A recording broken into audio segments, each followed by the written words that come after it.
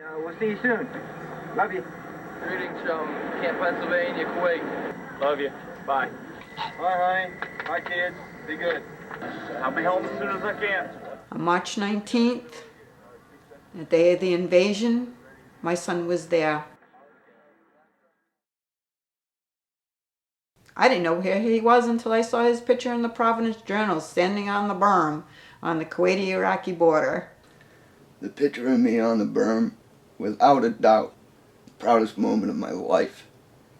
I know the history of our military. When those infantry guys rolled by us through that berm and they saw that flag, that represented all of us, from the past to that day. It took me 1 month to find out Derek was okay.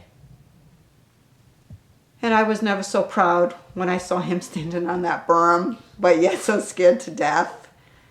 Who was Derek? Yeah. Derek was sports.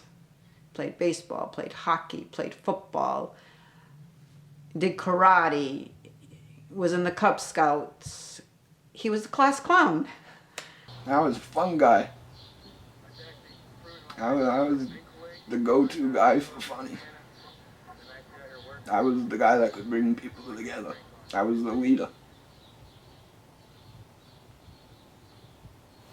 And now?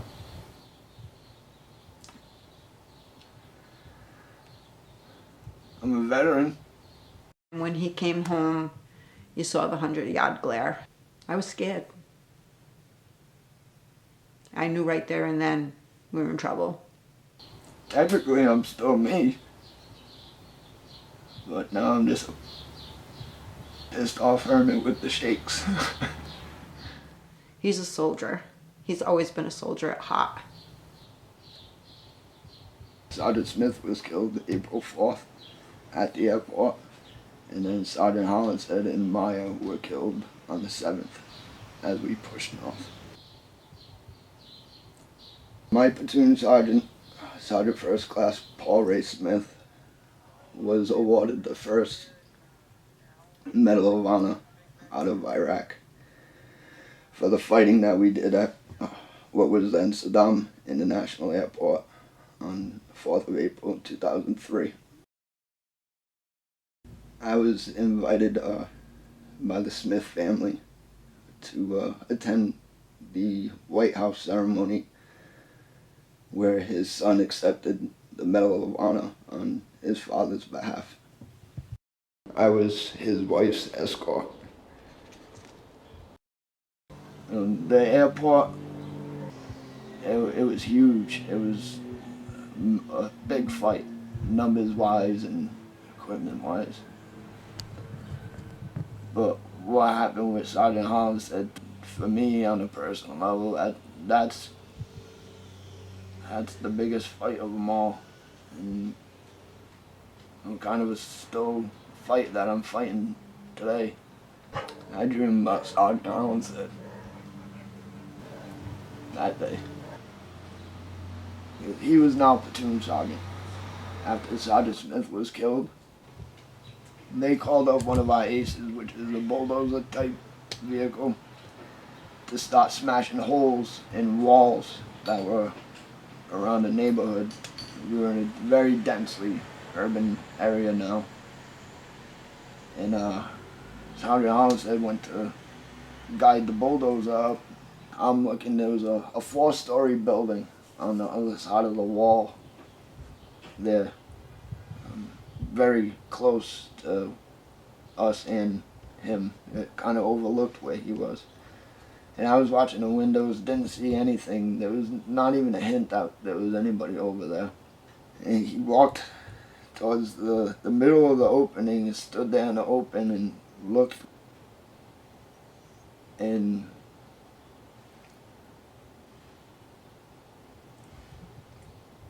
he saw what was about to happen to him. He jumped up on his tippy toes, and he made a grab for his rifle, and he twisted his body halfway, and he was jumping at the same time, and he looked dead at me. I mean, looked at me square in the eyes. And then everything just shot at him. And all of a sudden there were people in the windows in that building. There were people coming out of the ground where we were on our side of the wall. There were people coming out of the ground like 10 feet away from him that he had been walking over that he didn't see, and none of us saw. And they were all in dug-in positions. They had dug holes in the ground and stuck connexes in there so that it could hide. And this all happened like that. And when they all shot at him, he just poof. Just went in a big red mist and hit the ground. And they tried grabbing him. And when I saw that, I don't know, I think it was rage. They were trying to take his body. And I was on the 50 cal, and once I saw that, I just opened up on the whole group of them, on the building, on the windows, every hole that I saw, anybody that moved. And then my 50 jammed. I went from boom, boom, boom on the 50 cal to clank, and nothing. And that was stirring a hornet's nest, because now all them people that I was shooting at, now they were all shooting at us. I was standing there in the turret with a weapon that wasn't working, just watching all these bright lights in the windows, in the holes on the ground, all these muzzle flashes. And I started screaming at my driver to get us the hell out of there. Just get us out of here, get us out of here. And at that time, we had 1,800 pounds of C4 strapped to our ass. So I figured we were all dead. There was no way we were going to be able to turn around and just drive away from this. Somehow we did. The last thing I saw was them trying to take Sergeant Howell's head. And he was still down there. And I couldn't leave him down there. I was going to get Sergeant Howell's head. Sergeant Keller, who was also in my platoon, and the first sergeant were all of a sudden right beside me. And they were going with me. There were only 3 of us. The whole run towards him, we had to run at the people that were shooting at us, at the building they were shooting at us. And the whole run in, you could just see dirt kicking up off the rocks. And we could see Sergeant Hollinshead at this point, and by that time, all hell was breaking loose now, because all them Bradleys and tanks that were on the side of the highway near us, they were now all off the highway and shooting into the gate that Sergeant Hollinshead had them open up. And everything on the other side of that gate was shooting out towards the Bradleys and the tanks. And Sergeant Hollinshead was right in the middle.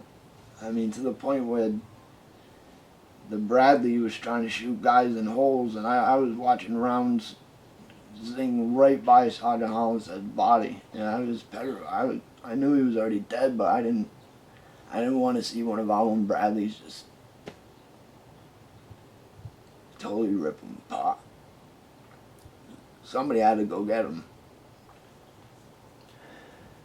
At one point, I kind of said F it, and I ran right out there, right at him, just turned off everything that was happening on the side of me, and he was on his stomach, and we have handles on the back of our flat vest, and I yanked him to try and get him on his back. And when I yanked him, and he flipped over, and again, he looked right at me, and his face was huge from all the trauma that he had. His magazines were cut in half. His plate was all shattered from his body armor. And Sergeant Keller made it to me at that point, and he started helping me drag Sergeant Hollinshead away. And his legs were about off. So we had to hold one part and the other part, keep them together. And all the bullets and the tanks firing on the side of us, it felt like my brain was getting mushed from the compression. And even then, when we were pulling away, we were watching guys pop up out of holes, and the tanks just pretty much making people explode and cutting them in half. And I made it to a fighting position that some infantry guys were in with an enemy EPW. But when I got in the hole, I broke down. I snapped. Everything that I had just saw hit me. And I know I was crying, and I know I was very angry. And that EPW was on the side of me, and he started laughing at me. And when he laughed at me, I'm not sure if I could ever bring up that type of anger or rage ever again. But when he laughed at me, the way I was looking at it is he was responsible for this. He knew all them guys were there. And now here he is, laughing at his success and laughing that I'm in tears in that foxhole with him. And I could hear my lieutenant he kept saying my name, and another guy, Pace, he kept saying my name, and they were yelling at me, because I had the pistol pointed right at EPW, and I'm guessing they thought I was going to shoot the guy, and I was going to shoot the guy. I was very close to shooting that guy, but I didn't.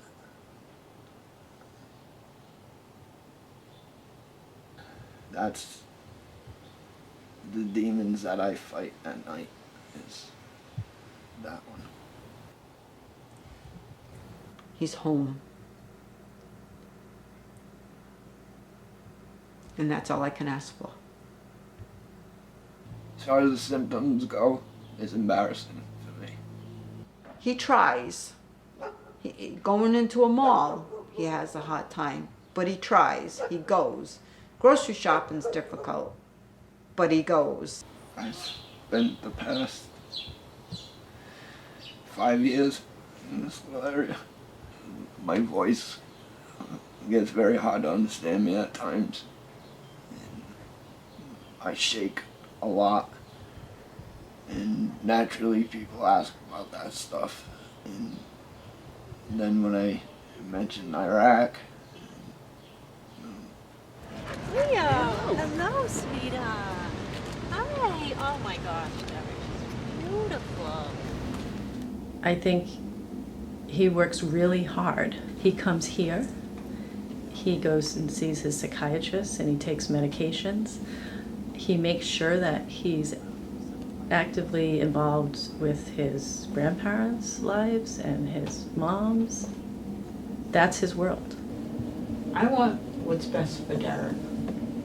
He doesn't have to worry about me. I'm fine. I want what's best for Derek. I just want him, I want my son back. I just want him, I know you're right there.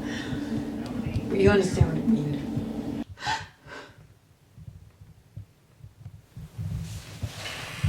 Why are you crying? Why am I crying? It's just very emotional, and everything comes back.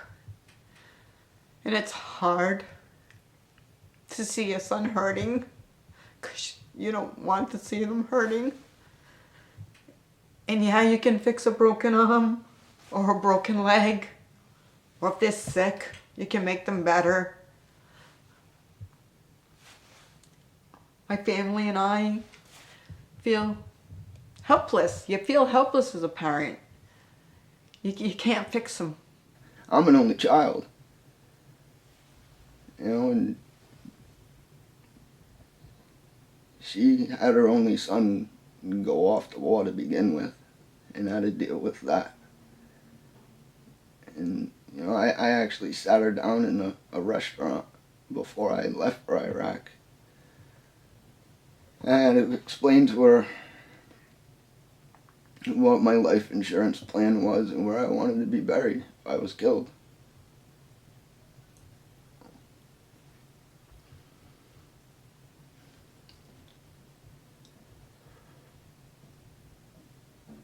I just can't put myself in her shoes for that alone. And then I have to have her son come back and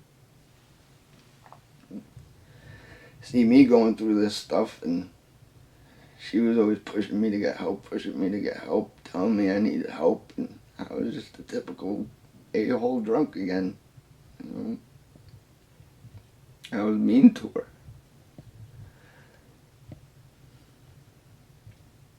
When I have my bad days, she's always there.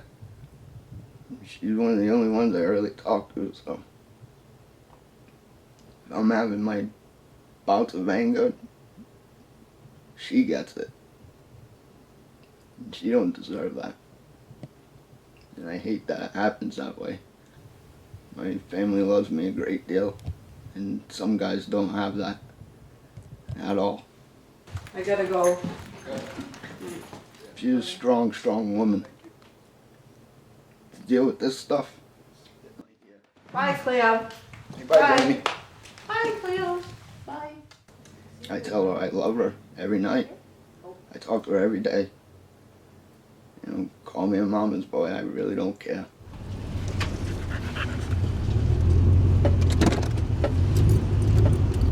I'll be right back, okay? Derek, I've seen Derek for several years now.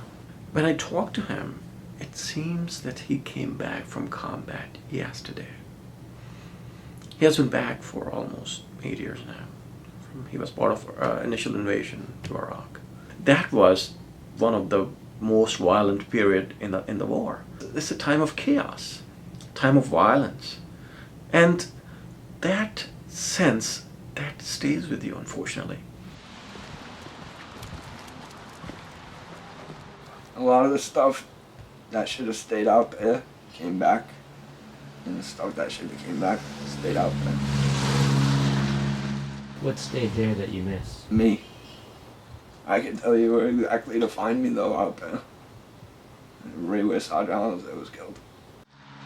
If I could go back there and just stand in that spot and